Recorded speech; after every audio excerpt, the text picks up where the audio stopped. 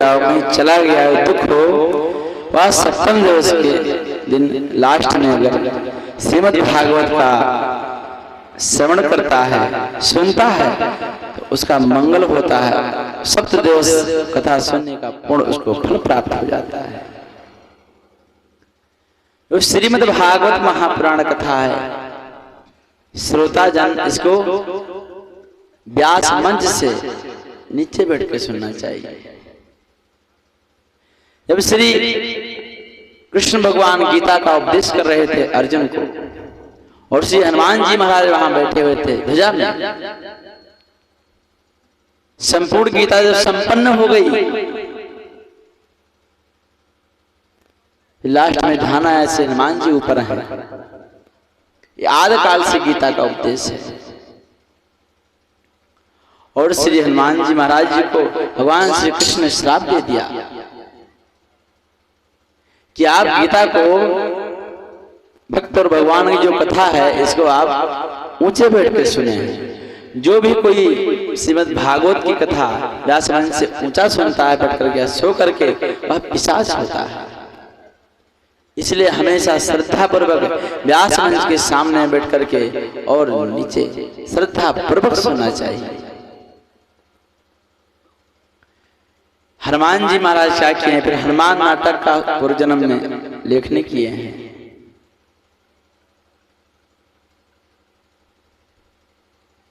हनुमान जी कौन सा ग्रंथ?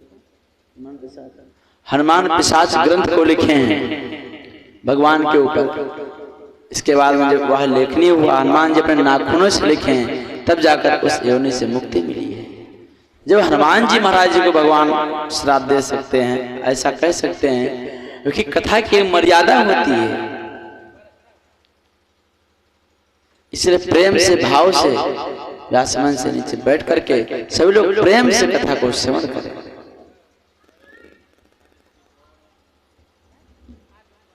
अब आइए हम लोग बहुत अधिक चर्चा ना करते हुए हम लोग श्रीमद् भागवत महापुराण कथा में प्रवेश करते हैं। हम लोग कल के प्रसंग में श्री रुक्मिणी जी का विवाह बहुत आनंद के साथ, उत्सव के साथ श्रवण किए। आनंद के साथ में सोहर हुआ, बधैया हुआ, सभी लोग आनंद के साथ में नाचे गाए, बहुत आनंद आया। इसके बाद में सभी लोग इधर देश से आकर के और रुक्मिणी जी का संपन्न शादी विवाह हुआ, विदाई हुआ है। कुछ समय के बाद में श्री लक्ष्मी जी अर्थात रुक्मिणी जी को एक पुत्र की प्राप्ति हुई। ये साक्षात कामदेव ही उत्पन्न हुए।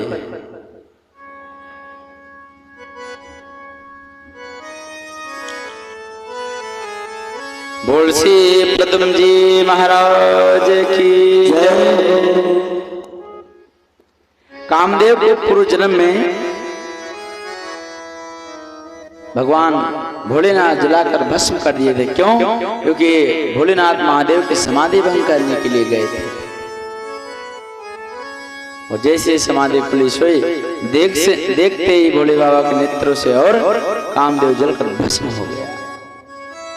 रति कामदेव की पत्नी रोती हुई, बिलखती हुई आई और बोली, प्रभु आपने मेरे पति को जलाकर भस्म कर दिया, अब मैं कैसे रहूं? तो भोलेनाथ महादेव कृपा करके बोले हैं, आप इंतजार कीजिए, आपको अपने पति का दर्शन होगा और प्राप्ति होगी।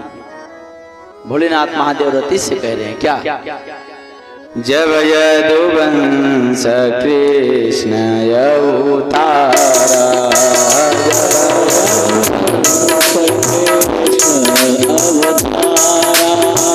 जब यदुवंश कृष्ण अवतारा,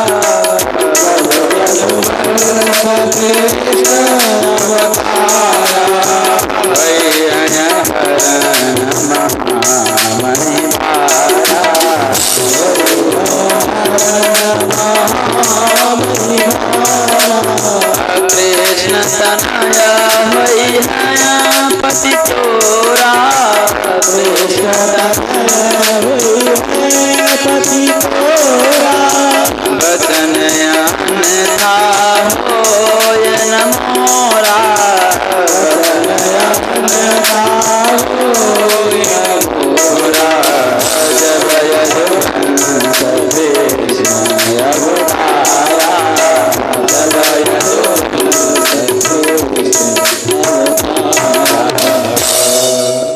जब जब यदुवंश में भगवान श्री कृष्ण का जन्म होगा और उनके अंश से तन से तनय हुई है पति तोरा, उनका पुत्र होगा, उनका नाम प्रद्युम्न होगा, वो आपको पति के रूप में और भगवान भक्तों का कष्ट करने के लिए, कष्ट निवारण के लिए और भक्तों पर अनुग्रह करने के लिए, महिमद्र पृथ्वी का उद्धार करने के लिए, गौ ब्राह्मण संत महात्मा पर अनुग्रह करने के लिए अवतरित होंगे, तब आपको प्रद्युम्न जी प्राप्त हो जाएंगे। 28वें द्वापर में भगवान श्री कृष्ण का अवतार होगा। आप इंतजार कीजिए और आपको प्राप्ति होगी अपने पति की। वचन अन्यथा होय न मोरा, मेरा वचन अन्यथा नहीं हो सकता, मिथ्या नहीं हो सकता।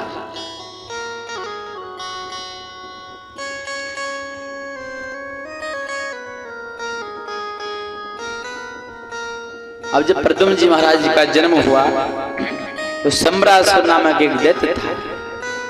तो सम्रासुर ने क्या किया, जैसे प्रद्युम्न जी 5 दिन के थे, सो क्या हुआ, ये दैत्य उठा कर ले गया, सूत का गृह से ही उठा कर ले गया मारने की इच्छा से। क्यों? क्योंकि प्रद्युम्न जी महाराज जी के ही द्वारा सम्रासुर का वध होना था।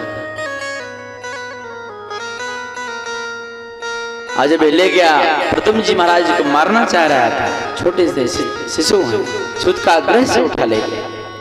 उसी समय भगवान के प्रणा से श्री नारद जी महाराज जी का वहां पर आगमन हुआ और नारद जी प्रकट हो गए, भगवान का नाम संकीर्तन करते हैं। श्रीमन नारायण नारायण नारायण, श्रीमन नारायण नारायण नारायण, श्रीमन नारायण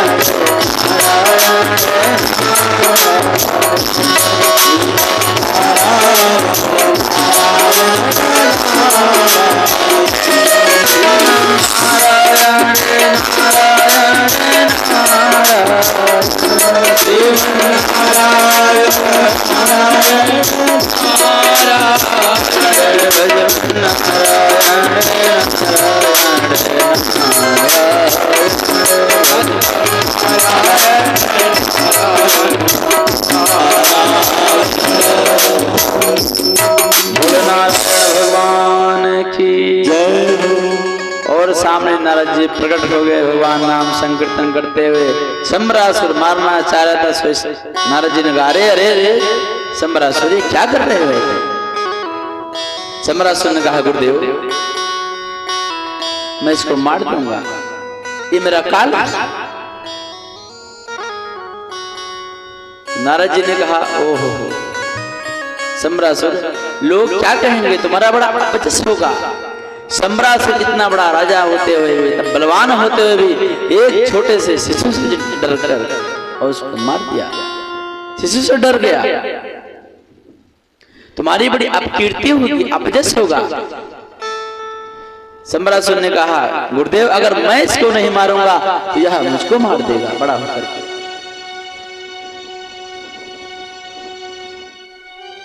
श्री नारद जी ने कहा, मैं तुमको एक युक्ति बताता हूं सम्रासुर, उससे सांप भी मर जाएगा और लाठी भी नहीं टूटेगी, बालक भी मर जाएगा और तुम्हारा अपजस भी नहीं होगा। तब नारद जी ने कहा, सम्रासुर इस बालक को आप समुद्र में फेंक दो। और भगवान के जो पुत्र से प्रद्युम्न जी हैं, सम्रासुर उठा लेकर गया है और नारद जी ने कहा उसको समुद्र में फेंक दिया गया है। जब भक्तों की रक्षा कर सकते हैं ठाकुर, तो अपने पुत्र की रक्षा नहीं कर सकते। हर जगह सारी इच्छाएं प्रेरणा सब ठाकुर जी से है और जैसे समुद्र में फेंका है से प्रथम जी महाराज जी को एक मछली ने निगल लिया है।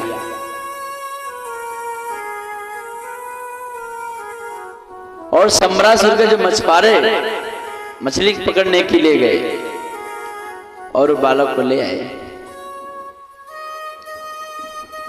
मछली जब निकल लिया तो उसी मछली को पकड़े जिसको सम्रासुर प्रथम जी महाराज को जो निकल गई थी,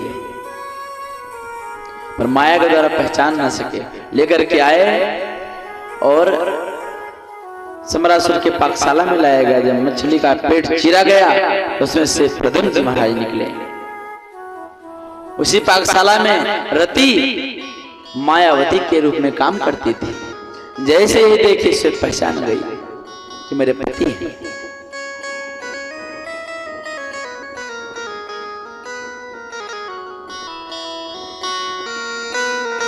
और सेवा नित्य प्रतिदिन सेवा करने लगे। श्री प्रथम जी महाराज जी का नित्य प्रतिदिन सेवा हो रहा है और रति काम भावना से देख रही है। एक दिन प्रथम जी ने कहा, माते मैं छोटा हूं, आप मुझको मातृ भाव वात्सल्य देकर देखिए, वात्सल्य भाव से, किंतु आप तो काम भाव से देख रही हैं। तो सारी घटनाओं को रति ने बता दिया कि आप ही मेरे पति देव हैं। भगवान भोलेनाथ ने आपको जला करके भस्म कर दिया था और आज आप मुझको प्राप्त हुए हैं। और रति ने क्या किया, रसायन विद्या के द्वारा से प्रथम जी महाराज जी को बड़ा कर दिया। तब जाकर के से प्रथम जी महाराज रति को स्वीकार किया।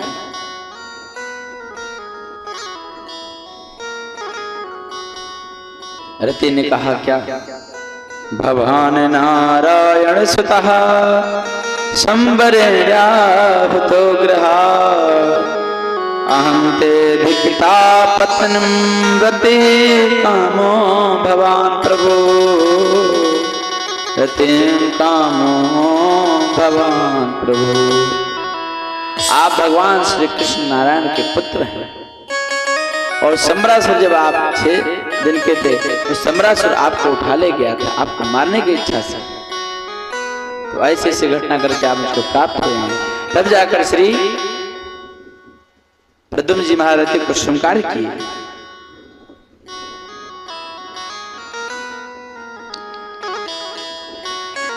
अब प्रद्युम्न जी महाराज के साथ में विवाह संपन्न किए, रहने लग गए। इसके बाद में जाकर के और सम्रासुर को ललकारे युद्ध के लिए। सम्रासुर आया और खेल ही खेल में से प्रद्युम्न जी महाराज सम्रासुर का राम नाम सत्य कर दिए। बोल अश्विन निकंदन भगवान की जय। अब जब सम्रासुर का वध हो गया से प्रद्युम्न जी महाराज और रति द्वारका को पहुंचे। इसे द्वारका को पहुंचे, उनका स्वागत हुआ, सत्कार हुआ। जैसे प्रद्युम्न जी महाराज जी को भगवान की अनेत्र रानी ने देखा, स्वे शर्मा गई।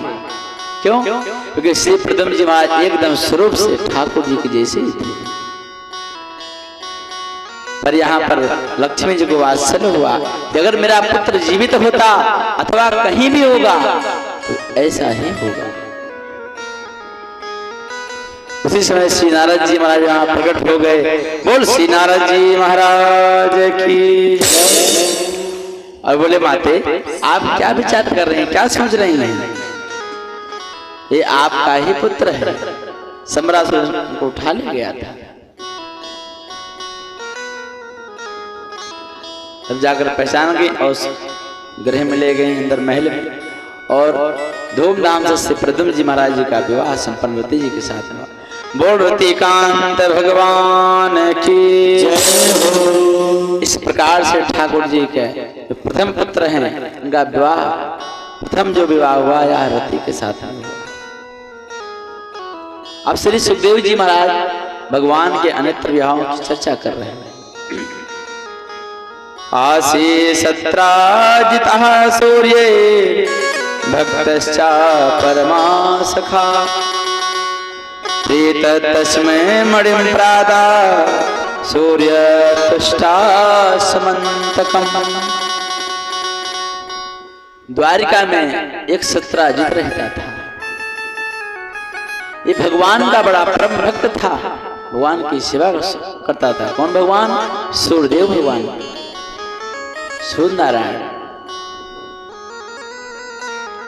एक दिन क्या हुआ, सेवा कर अनन्य भक्त था, सूर्यदेव भगवान नारायण भगवान प्रसन्न हो गए, और जब प्रसन्न हो गए तो सत्राजित को एक समंतक मणि प्रदान की।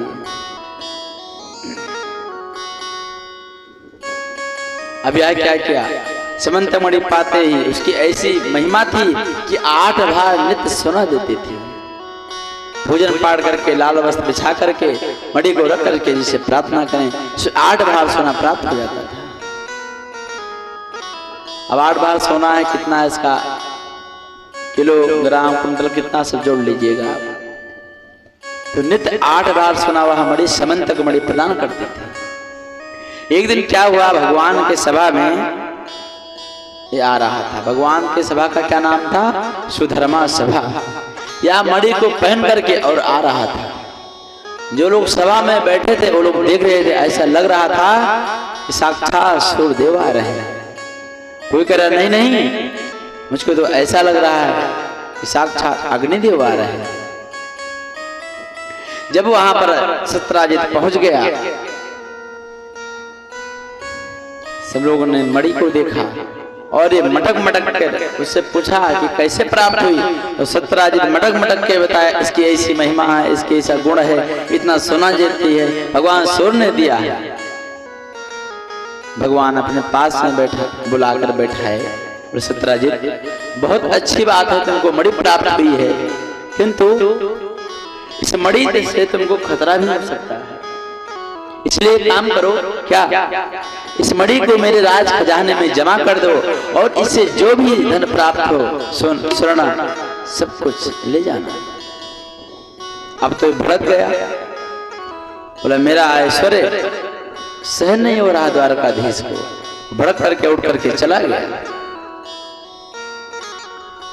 2-3 दिन बाद इसने क्या किया, सत्राजित का भाई जिसका नाम था प्रसेन, उस मणि को पहन करके और जंगल में शिकार खेलने के लिए चला गया।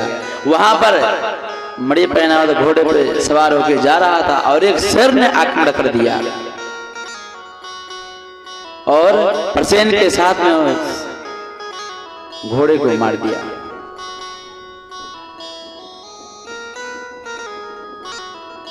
अब शेर उस मणि को लेकर के जा रहा था, उसी समय एक रीछ आ गया, भालू, और उस शेर को बध करके मार करके और लेकर के चले गए।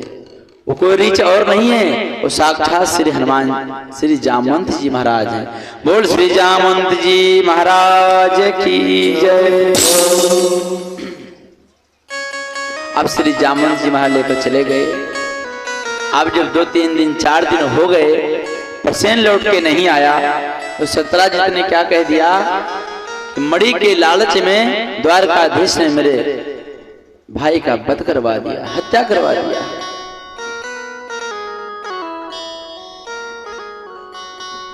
एक से 2 दाने, 3, 4, 5 कर्णन कर्णन जपन जना, एक एक करते समस्त कानों में सबके कानों में पड़ गई। यह बात जब द्वारकाधीश के कान में पड़े, कृष्ण भगवान के, भगवान ने कहा राम राम राम राम, इतना बड़ा कलंक। अब तो इसकी खोज करनी चाहिए। तो स्वयं ठाकुर जी उस मंत्रियों को सैनिक को लेकर के और मणि की खोज में चल दिए। जंगल में पहुंचे ठाकुर जी, वहां गए, देखे तो प्रसेन घोड़े के साथ में मड़ा पड़ा हुआ है, किंतु वहां समंतक मणि नहीं मिली। ठाकुर जी आगे बढ़े हैं शेर का पदचिन्हों को देखते हुए, तो आगे देखें शेर भी मड़ा पड़ा हुआ है। तो शेर की मृत्यु हो गई, वो भी पड़ा हुआ, वहां भी मणि नहीं मड़ी। जब नहीं मिली तो आगे बढ़ गए ठाकुर जी। तो आगे रीछ का, भालू का पैर बना हुआ था, उस चिन्ह का अन्वेषण करते हुए और एक गुफा में पहुंचे जहां पर श्री हनुमान जामवंत जी महाराज रहते थे। ठाकुर जी ने कहा मंत्रियों से, सैनिकों से, मैं इस गुफा के अंदर जा रहा हूं और मेरा इंतजार 15 दिनों तक करना। अगर मैं 15 दिनों तक लौट कर नहीं आता हूं तो तुम लोग छोड़ करके द्वारका चले जाना। ठाकुर जी उस गुफा में प्रवेश कर गए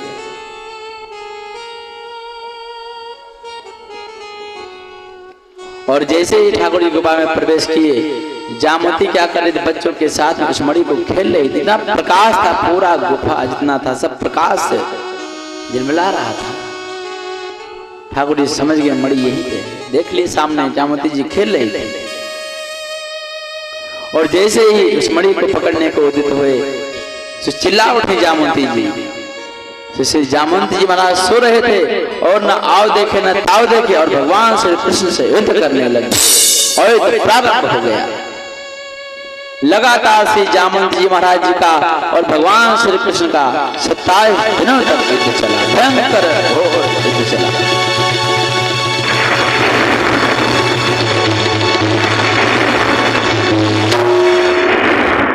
और 28वें दिन ठाकुर जी ने क्या किया, एक मुष्टिके का प्रहार से जामवंत जी के ऊपर किया।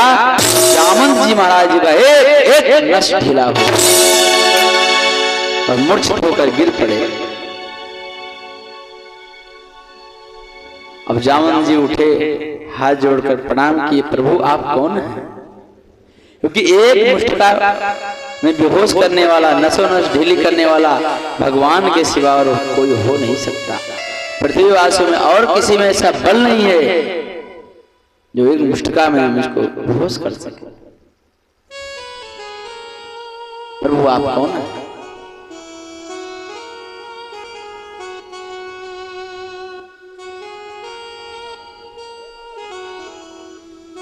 जब राम और रावण का युद्ध हो रहा था, सारे लोग युद्ध कर रहे थे, किंतु श्री जामवंत जी महाराज जी का युद्ध की खुजली नहीं मिटी। युद्ध करते करते थकते नहीं थे और श्री जामवंत जी महाराज में इतना बल था, जब श्री पावन भगवान विराट हुए तो श्री जामवंत जी महाराज ने 7 परिक्रमा लगा लिया था। इतनी बड़ी प्रतिभाजी थी, 4 परिक्रमा। विचार किए कि जो पावन भगवान विराट में तो कितना प्रबदाकार से रहा होगा, 4 परिक्रमा लगा लिए थे। 2 घटी में श्री जामवंत जी महाराज ने 7 परिक्रमा लगाए थे। किसके? पावन भगवान जब विराट हुए थे। वो श्री जामवंत जी महाराज इतनी प्रतिभाजी थी इनके अंदर। वही श्री जामवंत जी महाराज हैं जब युद्ध करते करते करते करते सब लोग थक जाते, सब दैत्य मृत्यु को प्राप्त हो गए, किंतु इनके हाथ की खुजली नहीं मिटी। और जब ठाकुर जी सब निशाचरों का वध करके और पुष्पक विमान पर आरूढ़ होकर के और अयोध्या रहे थे, चलत विमान कोलाहल होई, जय रघुवीर कहें सब कोई। तब श्री जामवंत जी महाराज जी का बाजू फटक रहा था। मन में क्या विचार कर रहे थे? जामवंत जी महाराज सोच रहे थे इतना भयंकर युद्ध हुआ, किंतु मेरी इच्छा पूर्ण नहीं हुआ। अगर प्रभु से 2-2 हाथ हो जाता तो ये तो का आनंद आ जाता। प्रभु ने कहा, जामवंत जी मैं तुम्हारे मन की बात को जानता हूं, किंतु इस अवतार में सेवक स्वामी का संबंध है, इसलिए मैं युद्ध नहीं कर सकता और तुम्हारे मनोकामना को भी पूर्ण नहीं कर सकता। हाँ, तुम्हारी जो मनोकामना है इसको मैं द्वापर में पूर्ण करूंगा।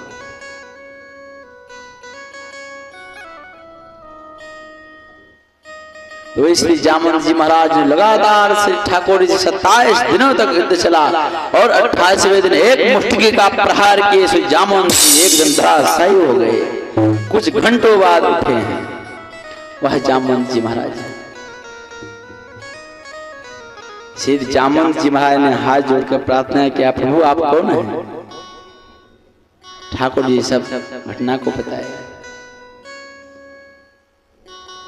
बोले आप मेरे प्रभु ही हैं। धन्य है श्री जामवंत जी महाराज, पहचान गए कि आप प्रभु ही हैं।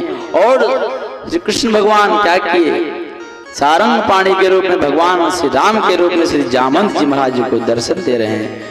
बोल श्री सीतारामचंद्र भगवान की जय हो। ऐसे श्री जामवंत जी महाराज जी को दर्शन दे रहे हैं। इनकी निष्ठा धन्य है, इनकी भक्ति धन्य है। सारी घटना को बताया, प्रभु आपका आगमन कैसे हुआ। तो श्री ठाकुर जी ने कहा, इस मणि के खोज में मैं आया हूं। इस मणि ने बड़ा कलंक लगा दिया है, मणि को चाहिए। श्री जामवंत जी ने कहा, प्रभु ऐसे मणि नहीं आपको प्राप्त होगा। ठाकुर जी मेरा कोई उपाय हो तो बताओ करें। बोले हाँ, उपाय यही है कि मेरी पुत्री जामवती है, आप मेरे पुत्री के साथ में विवाह कर लीजिए और दहेज में मणि दे दूंगा आपको। भगवान ने कहा जो भी हो फटाफट कीजिए। और तुरंत वहीं पर जंगल में मंगल हो गया। जामवती जी के साथ में भगवान श्री कृष्ण का विवाह हुआ और मणि दहेज में लेकर के और आगे राज में। बोल जामवती बल्लभ भगवान की जय। प्रथम विवाह किसके साथ में हुआ, रुक्मणी जी के साथ में।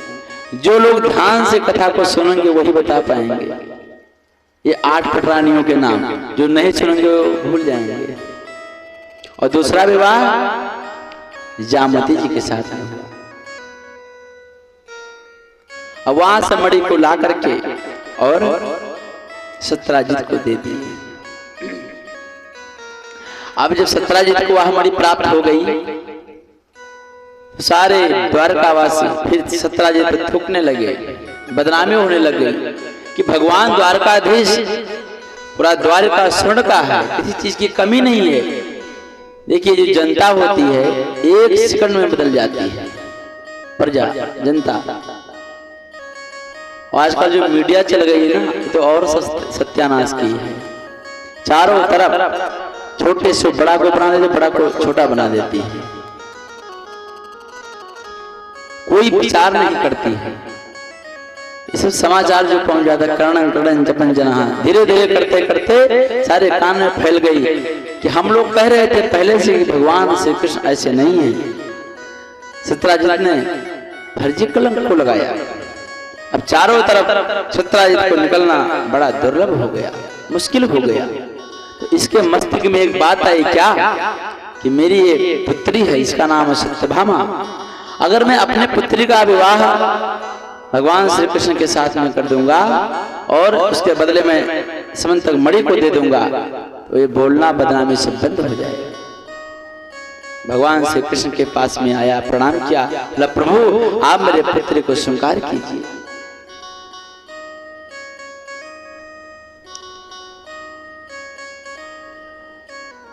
और सत्राजित ने अपने पुत्री सत्यभामा का विवाह भगवान श्री कृष्ण के साथ में कर दिया। बोल सत्या वल्लभ भगवान की जय। भगवान की कितने शादी हुए? 3। इससे पूर्व सद्धर्मा से कह दिए थे, द्वारका में रहता था कि मैं अपने पुत्री का विवाह तुम्हारे साथ में करूंगा। किंतु जब ऐसी लीला हुई तो भगवान श्री कृष्ण के साथ में कर दिया। अब यह जैसे शादी हुआ, सद्धर्मा जान पाया, बहुत नाराज हुआ, बहुत खिसिया गया और अपने इस दुख को ले जाकर और अक्रूर जी महाराज जी को और कृतवर्मा को सुनाया, द्वारका में रहते कि ऐसी ऐसी बात हुई है। तो अक्रूर जी और कृतवर्मा चढ़ा दिए इसको कि जाओ और उनका वध कर दो। ठाकुर जी यहाँ जब विवाह हुआ सत्यभामा का, तो विवाह तो कर लिए किंतु समंतक मणि दे दिए। बोले जिसके वजह से कलंक लगे, विवाद हो, ऐसी चीज को नहीं रखना चाहिए। और ठाकुर जी इस मणि को दे दिए, लेकर चला गया। अब सद्धर्मा ने क्या किया, अक्रूर जी और कृतवर्मा ने चढ़ा दिया और रात्रि में आकर के और सत्राजित का वध कर दिया। सत्राजित का वध करके और मणि को लेकर के चला गया। बताया सारी घटनाओं को। अक्रूर जी और कृतवर्मा ने इसको चढ़ाया, पहले ही चने के झाड़ पे चढ़ा दिया था। बोला एक काम करो, अब तो और संकट में पड़ गए। क्यों? क्योंकि तुमने भगवान श्री कृष्ण के ससुर का तुमने वध कर दिया, इसलिए अब वो तुमको छोड़ेंगे नहीं। एक काम करो, इस मणि को मुझको दे दो और तुम यहाँ से भाग जाओ। अब उस मणि को अक्रूर जी को दे करके और सिद्धनवा हस्तिनापुर चला गया। अब यहाँ सत्यभामा रोती हुई बिलखती हुई ठाकुर जी और कृष्ण बलराम कहाँ गए थे? हस्तिनापुर। वहां पर रोती हुई बिलखती हुई पहुंची। वहीं हस्तिनापुर के बगीचे में लेटा हुआ था सत्यभामा। इसे रोते हुए बिलखती हुई सत्यभामा जी पहुंचे कि मेरे पिताजी का सत्यभामा ने वध कर दिया। ठाकुर जी को बड़ा क्रोध आया और वहां से इसके खोज में चले। सत्यभामा को ढूंढते ढूंढते एक बगीचे में पाए और श्री कृष्ण भगवान ने अपने सुदर्शन चक्र से उसका राम नाम सत्य कर दिया। बोल दुष्ट निकंदन भगवान की जय। अब जब सत्यभामा का वध हो गया, पीछे से ताऊ जी पहुंचे। बोले कन्हैया मणि कहाँ है? भगवान ने कहा दाऊ दादा मणि नहीं मिली है। भड़क गए ताऊ जी। मुझे लग रहा है कन्हैया को भी मणि का लालच हो गया, मोह हो गया और नाराज होकर के खिसा करके और श्री ताऊ जी वहां से चले गए। कहां पे? मिथिला में इसका वध हुआ था, हस्तिनापुर चले गए। मिथिला से हस्तिनापुर आ गए और हस्तिनापुर में दुर्योधन यहाँ रहे। 4 महीने यहीं पर आकर दुर्योधन गदा युद्ध सीखा है और ठाकुर जी मिथिला से यहाँ पर आ गए, सारी घटनाओं को जान गए। यहाँ पर आगे बोले काका जी जो आपके पास मणि है, मणि को दे दीजिए। अक्रूर जी सुनते भड़क गए, बोले फर्जी मुझे अपराध लगा रहे हैं और खिसिया करके और उस मणि को लेकर के और काशी चले गए। ठाकुर जी कैसे जान गए? ठाकुर जी जब मिथिलापुरी गए तो यहाँ पर चकाचक भंडारा चल रहा था, नाना प्रकार के दान कर रहे थे। उस मणि से 8 बार शरण प्राप्त होता था, उससे दान कर रहे थे। ठाकुर जी जान गए। ठाकुर जी तो अंतर्यामी सब जानते हैं। अब जब यहाँ से खिसिया करके नाराज होकर गए और अक्रूर जी चले गए काशी, द्वारिका में वर्षा होना बंद हो गया।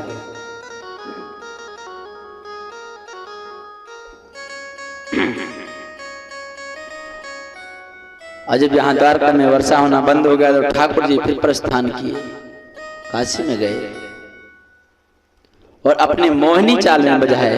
बोले काका जी जो समन तक मड़ी है ना, आप इसे धर्मात्मा महापुरुषों के पास ही होनी चाहिए, पर एक बार आप स्वीकार कर लीजिए तो मेरा कलंक मिट जाएगा।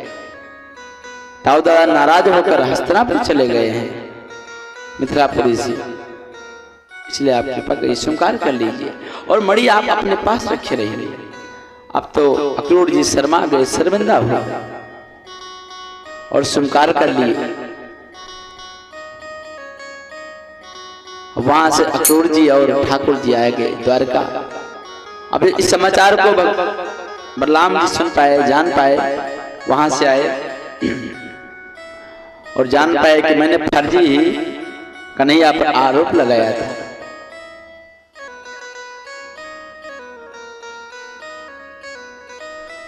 तब जाकर ताऊ दादा का क्रोध शांत हुआ, प्रसन्न हुए। इसके बाद में ठाकुर जी का कलंक मिटा। इस समंतक मणि की कथा को जो कोई श्रद्धा पूर्वक सुनेगा अथवा सुनाएगा, उसके जीवन में कोई भी कलंक होगा वह मिट जाएगा जीवन में।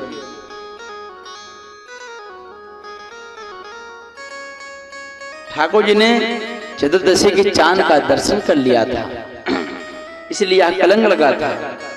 इसीलिए कहते हैं भाद्रपद शुक्ला चतुर्दशी के चांद का दर्शन नहीं करना चाहिए। बोल श्री भक्तवत्सल भगवान की। अब आगे ठाकुर जी के चौथे विवाह की चर्चा आती है। एक बार ठाकुर जी हस्तिनापुर आए और अर्जुन के साथ में भ्रमण कर रहे हैं। यमुना जी के किनारे पर देख रहे एक सुकन्या बैठ करके, सुंदर कन्या, और भगवान के नाम का भजन कर रही है। भगवान ने पूछा, अर्जुन जाओ पूछो कन्या क्यों भजन कर रही है। अर्जुन जी आए, पूछे, देवी आप कौन है, आपका क्या नाम है और आप किस प्रयोजन से भजन कर रही हैं, किसके प्राप्ति के लिए आप भजन कर रही हैं। उस कन्या ने कहा, क्या, अहम देवस्य सवितुर दुहिता पतिमिच्छति विष्णुं वरण्यं वरदां तपा परमं स्थितः। उस कन्या ने कहा, मैं सूर्यदेव की पुत्री कालिंदी हूँ और भगवान नारायण को मैं पति रूप में प्राप्त करना चाहती हूँ, इसलिए मैं भजन कर रही हूँ, तप कर रही हूँ। अर्जुन जी ने कहा, भगवान को प्राप्त करने के लिए भजन करने की क्या आवश्यकता है, मेरे साथ में चलो, अभी मंगल करवा देते हैं। और अर्जुन जी ले जाकर बताए, प्रभु ये आपकी प्राप्ति के लिए भजन कर रहे हैं। और वहीं पर कालिंदी जी को ले जाकर के और भगवान के साथ में मंगल करवा दिए, विवाह हो गया। बोलिए श्याम सुंदर यमुना महारानी की जय। यह भगवान का चौथा विवाह हुआ। अब आगे एक दिन अवंतीपुर की राजकुमारी मित्रवृंदा का नाम था। भगवान से बड़े प्रेम करती थी, किंतु इनके दो भाई थे, बिंद और अनुबिंद। बिंद और अनुबिंद, इनका विवाह दुर्योधन के साथ में करना चाह रहे थे और यह वृंदा थी भगवान से प्रेम करती थी, मृतवृंदा जी। तो इसमें स्वयंवर रखा गया, दुर्योधन भी पहुंचा और स्वयंवर में ठाकुर देखते ही देखते ठाकुर जी सेना को सबको मोहित कर दिए और मोहित करते मृतवृंदा का हाथ पकड़ के और रथ पर बैठा करके और हरण करके ले आए। इस प्रकार से ठाकुर जी का पांचवा विवाह हुआ। बोलिए मृतवृंदा वल्लभ भगवान की जय। अब एक कौशल देश के राजा, इनका नाम था नगुंजित, इनकी पुत्री थी सत्या, इसलिए इनको नगुंजिती भी कहते थे। महाराज नगुंजित के पास 7 एक ऐसे धूर्त बैल थे जो कोई भी राजकुमार इनको काबू में नहीं ला पाता था। जो भी कोई राजकुमार आता था उनको काबू में लाने के लिए बैल को उनको मार देते थे सिंह से। तो इनका प्रतिज्ञा हो गया क्या कि 7 बैल को जो भी एक साथ में नाथ देगा उन्हीं के साथ में अपनी पुत्री का विवाह कर दूंगा। इनका नाम था सत्या, पर नगुंजित की पुत्री होने के कारण इनका एक नाम नगुंजिती भी पड़ गया। बहुत सारे राजकुमार आए तो कोई घायल हो गया, कोई मृत्यु को प्राप्त हो गया। तो नगुंजित राजा ने प्रार्थना किया, भगवान मेरी संकल्प तो पूर्ण कीजिए। और ठाकुर जी वहां पर अर्जुन के साथ में पहुंचे कौशल देश, और ठाकुर जी ने क्या किया, देखते ही देखते 7 रूप धारण करके लिए और 7 को बैल को एक साथ में नाथ दिए, काबू में ला दिए और सत्या का विवाह भगवान श्री कृष्ण के साथ में कर दिया। इस प्रकार से ठाकुर जी का 6वां विवाह हुआ। बोलिए सत्या वल्लभ भगवान की जय। अब एक कैके देश की राजकुमारी थी, उनका नाम था भद्रा। यह भी भगवान से बड़ी प्रेम करती थी, भगवान को पति रूप में चाहती थी। इनके 2 भाई थे और पिताजी सब चाहते थे कि उनका विवाह भगवान के साथ में न हो, किंतु इन्होंने विचार किया क्या कि अगर मैं विवाह नहीं करूंगा प्रेम करती है भगवान से तो क्या होगा, आएंगे और सभा के मध्य में हरण करके ले जाएंगे। इसीलिए इसी में लाभ है कि अपने पुत्री का विवाह भगवान के साथ में कर देना चाहिए, और ये अपने पुत्री का विवाह भगवान के साथ में संपन्न कर दिए। बोलिए भद्रा वल्लभ भगवान की जय। इस प्रकार से ठाकुर जी का 7वां विवाह संपन्न हुआ। अब आगे 8वां विवाह की चर्चा आती है। अब भगवान का 8वां विवाह भद्र देश की राजकुमारी लक्ष्मणा जी के साथ में हुआ। इसमें मछली का भेदन का शर्त रखा गया था। जो भी कोई मछली का भेदन करेगा उन्हीं के साथ में राजकुमारी का विवाह होगा। ठाकुर जी वहां पर गए हैं और देखते ही देखते मछली का भेदन किए हैं और भद्रा का विवाह, लक्ष्मणा का विवाह ठाकुर जी के साथ संपन्न हुआ। बोल लक्ष्मणा वल्लभ भगवान की जय। ये भगवान की हुई 8 पटरानियां। अब एक बार द्वारका की सभा में भगवान के पास इंद्र आए और इंद्र ने भगवान से प्रार्थना किया, निवेदन किया, प्रभु आप मेरी रक्षा कीजिए।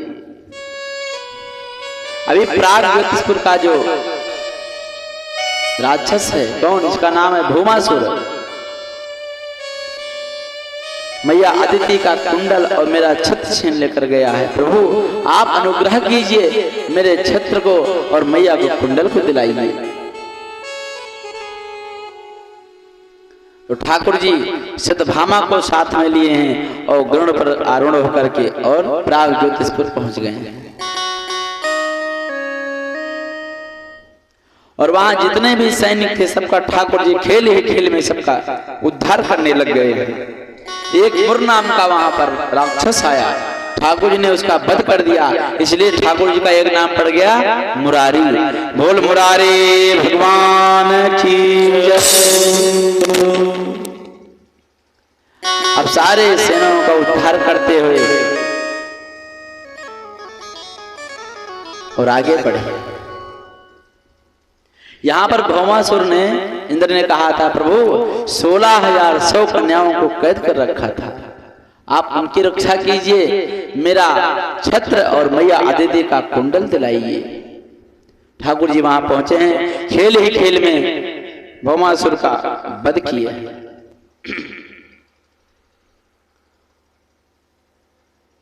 और इसका वध होने के बाद में ठाकुर जी इस कन्याओं को आजाद कर दिए। बोले जाओ अपने अपने घर जाओ। सारी कन्याएं रोने लग गईं। बोले प्रभु मैं कहां जाऊं, अब मेरा कोई नहीं है, सारा परिवार कहां पर है, माता पिता बंधु सखा मैं नहीं जानती, बहुत वर्ष हो गए हमको यहाँ आए हुए, और अगर होंगे भी मैं जाऊंगी तो माता पिता मुझको स्वीकार कैसे करेंगे, और अगर माता पिता ने स्वीकार कर लिया तो कोई राजकुमार मुझे स्वीकार नहीं करेगा। इसलिए प्रभु एक ही मार्ग बताया है कि मैं आत्महत्या कर लूं। ठाकुर जी ने कहा नहीं नहीं ऐसा नहीं करो, जिसका कोई नहीं होता है उसका मैं हूं,